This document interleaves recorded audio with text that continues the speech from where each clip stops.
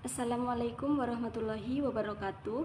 Perkenalkan, nama saya Nur Asvina dari Prodi Pendidikan Bahasa dan Sastra Indonesia angkatan tahun 2022. Di sini saya akan membacakan cerpen untuk memenuhi tugas penulisan kreatif sastra yang berjudul Lelaki Ragi dan Perempuan Santan, karya Damhuri Muhammad. Lelaki ragi dan perempuan santan. Apa jadinya lemang tanpa tapai, tanpa manis tapai, manalah mungkin legit lemang dapat digapai. Barangkali itu sebabnya buah tangan yang kau bawa dari pekan ke pekan tiada beralih dari lemang tapai. Padahal sekali waktu bolehlah rantangmu berisi paniaram, lempat pisang atau lemping rebus dagangan emakmu yang lain.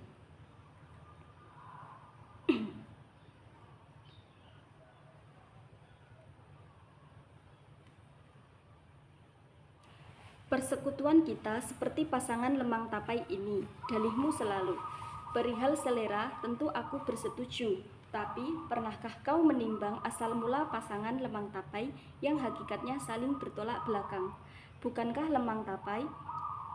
lemang ditanak dengan pati santan hingga usianya tiada lebih dari 1 hari. Bila tak lekas disuguhkan, tentu akan terbuang sebagai sipulut besi. Sementara, Bukankah tapai matang lantaran ragi? Makin diperam, makin ajaib rasa manisnya. Tapai senantiasa meleset menuju keabadian, sedangkan lemang mundur ke ranah kesementaraan.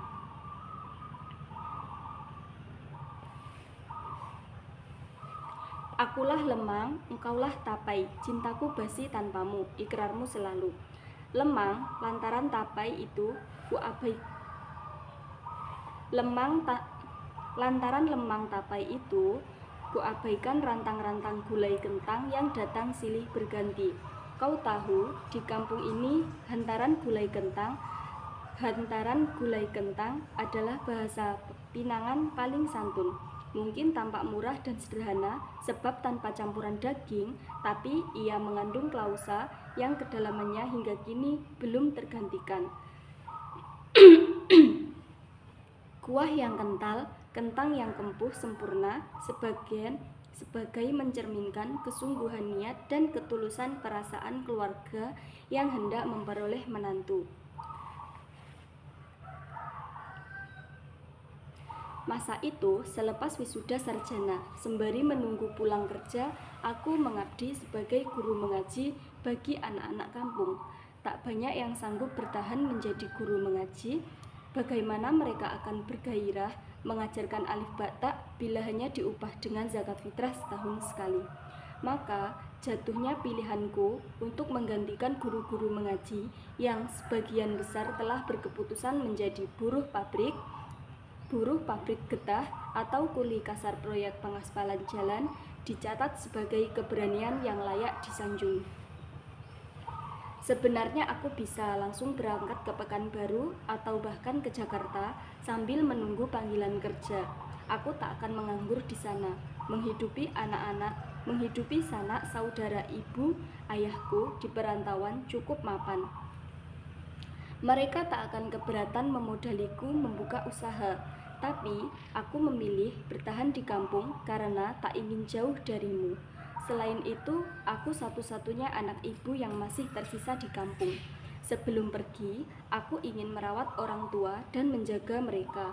Pilihan gajiku itu rupanya telah menaikkan pasaran di mata para pengantar gulai kentang.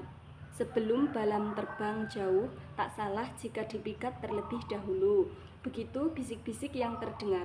Bila semua laki-laki terdidik merantau jauh, siapa yang akan membangun kampung kita?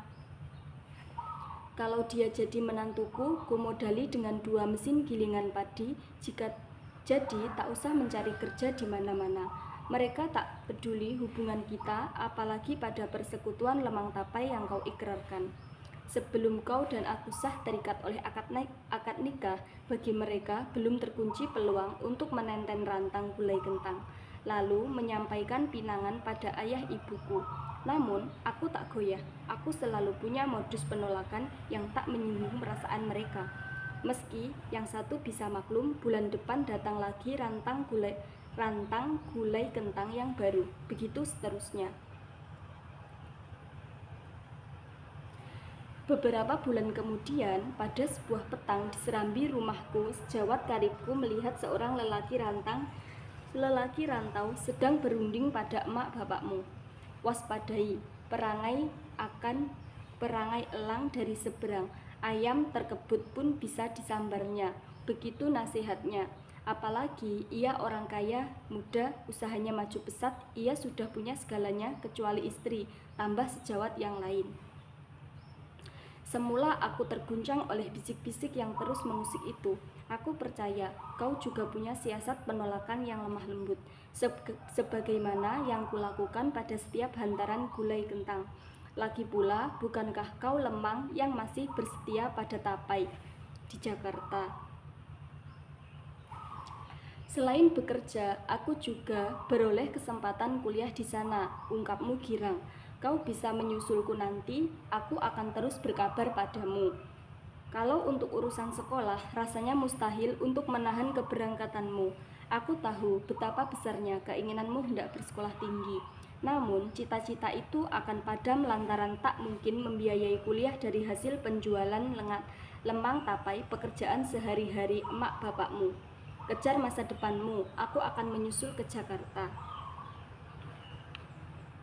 Kurang tiga bulan sejak kepergianmu, emak bapak dan beberapa orang perwakilan keluargamu bertolak ke Jakarta.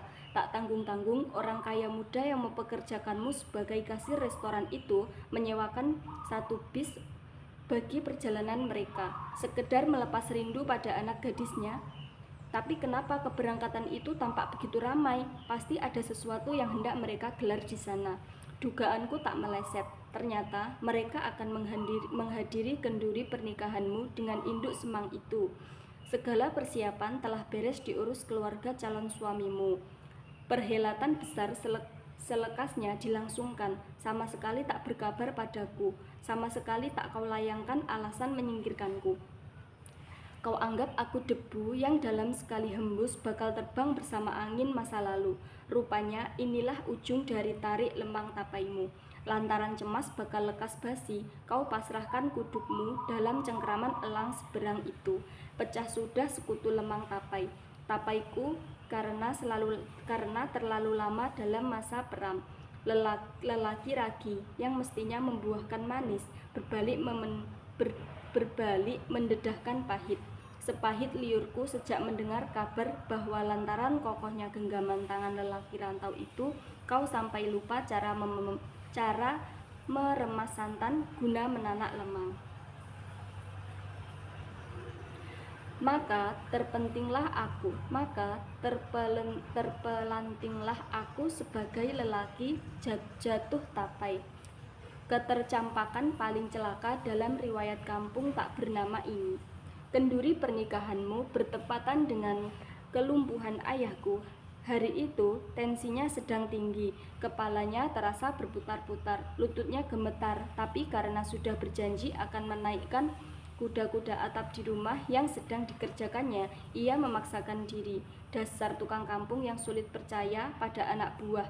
Ia ikut pula memanjat sambil berteriak-teriak hingga tidak mempertimbangkan balok tempat kakinya berpijak. Ia jatuh dari ketinggian 2 meter. Semula tampak seperti tidak terjadi apa-apa karena ia tidak merintih kesakitan. Namun setelah dihampiri oleh anak buahnya, ayahku tidak bisa diajak bicara. Bibirnya mencong separuh, badannya mati rasa hingga ia dilarikan di rumah sakit. Darah tinggi yang memuncak telah membuat ayahku lumpuh. Tipis harapan ayahku akan pulih seperti sedia kala. Setelah rawat inap sudah berkali-kali, aku membawanya berobat dan menjalani terapi. Namun ayah tetap saja lumpuh. Pita suaranya seperti terlipat dan hanya bisa menangis bila dijenguk para kerabat. Karena sibuk mengurus ayah, aku tidak terlalu memikirkan kendurimu yang tentu semarak dan bergelimang kemewahan. Siapa yang tidak kecewa kepada kekasih yang tiada angin tiada hujan, lalu membelot begitu saja? Tapi seberapalah tenagaku untuk menghambatmu? Maka saat mendorong kursi roda ayah, aku pertama kali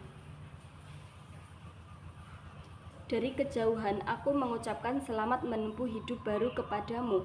Selamat berbahagia. Sejak kelumpuhan ayah, aku makin jauh dari mimpi-mimpi ingin pergi jauh. Akulah pengganti ayah di rumah ini. Berdosa aku bila meninggalkan ibu sendirian. Dua saudaraku yang sudah lama meninggalkan kampung, rasanya tak mungkin merawat ayah. Mereka sudah punya keluarga dan kesibukan pekerjaan masing-masing. Pulang hanya sekali bila dapat cuti. Sejak awal mereka tegaskan akan menanggung semua biaya termasuk biaya hidupku asal aku menetap di kampung. Kupikul tanggung jawab itu dengan penuh ketulusan. Akan kudampingi ayah hingga akhir hayat. Kujaga ibu, kusumbat niat untuk hengkang dari kampung ini. Hingga kini aku masih bertahan sebagai guru mengaji. Surau makin megah dan tercukupi. Semua fasilitasnya berkat bantuan suamimu. Semoga terus berlimpah kekayaannya. Dari tahun ke tahun muridku terus berganti. Khatam lalu datang lagi murid baru. Selain di surau, aku dipercayai memimpin Karang Taruna, membuat kegiatan-kegiatan yang bermanfaat bagi anak-anak muda. Bahkan aku pernah didaulat menjadi kepala desa. Tegas aku menolak karena aku sudah nyaman menjadi seorang surau saja. Keadaan ayahku begitu-begitu saja, tidak membaik meski tidak pula memburuk. Saben pagi kumandikan, kusuapi makannya dan kudorong kursi rodanya untuk menghirup udara pagi. Sementara ibuku semakin tua dan kerap mengeluh. Bukan mengeluh karena lelah menunggu kesembuhan ayah, tetapi karena aku belum juga terpanggil untuk menikah. Kau masih menunggu anak si tukang lemang itu. Sudah 3 anaknya, kata ibu suatu petang. Sekian cerpen yang dapat saya bacakan. Apabila ada kurang dan lebihnya, saya mohon maaf. Akhirul kalam, wallahul muwaffiq ila aqwamit thoriq. Wassalamualaikum warahmatullahi wabarakatuh.